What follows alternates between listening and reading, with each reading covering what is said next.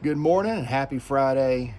Ready to end this week and go into the weekend. I want to share with you a thought that I may continue on Monday, but I want to talk to you about two precious commodities. I found myself saying this here lately. Two precious commodities, time and money. Seems like we don't have enough time and we don't have enough money, yet we need both to get through this life. And what we do with our time and our money shows the depth of our spiritual and our heart. They say you can test your spiritual priorities or see where your priorities are by looking at your calendar and your checkbook. I want to talk to you about the idea of time today. And Ephesians chapter 5, it talks about here, Ephesians chapter 5, verse 15 and 16. See then that you walk circumspectly, not as fools, but as wise, redeeming the time because the days are evil. Redeem the time, buy back the time, basically. The Old Testament equivalent is found in Psalm 90, verse 12, where it talks about the days of our life, or a tale that's told, but teach us to number our days. So think about that idea. Buy back the time and number our days. Time's a precious commodity. Everybody has 24 hours. When I was a teacher back in the day, if you're watching this and maybe you were a former student of mine, you probably can remember what I used to do when I would assign a assignment on Monday and it be due on Friday.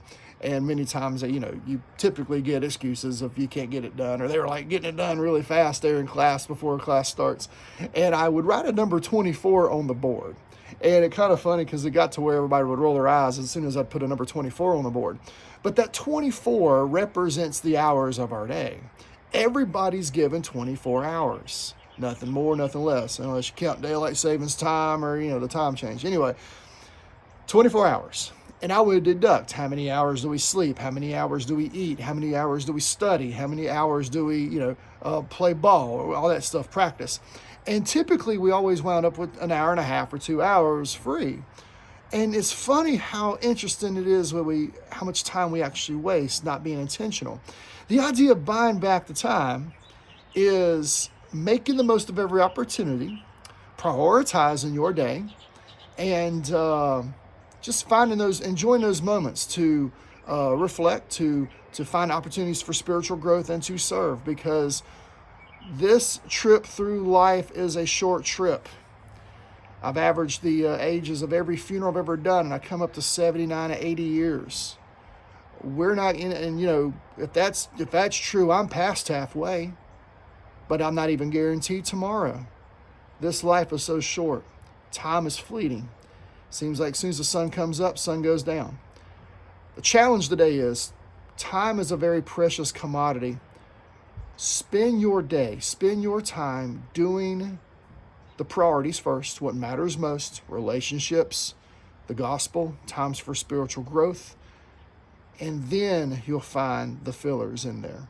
It's funny when you take a 24 and you start dividing out and subtracting out how much time we actually spend what we're doing. Just a thought I want to give you today on this Friday. Have a great weekend. Hope to see you in church on Sunday.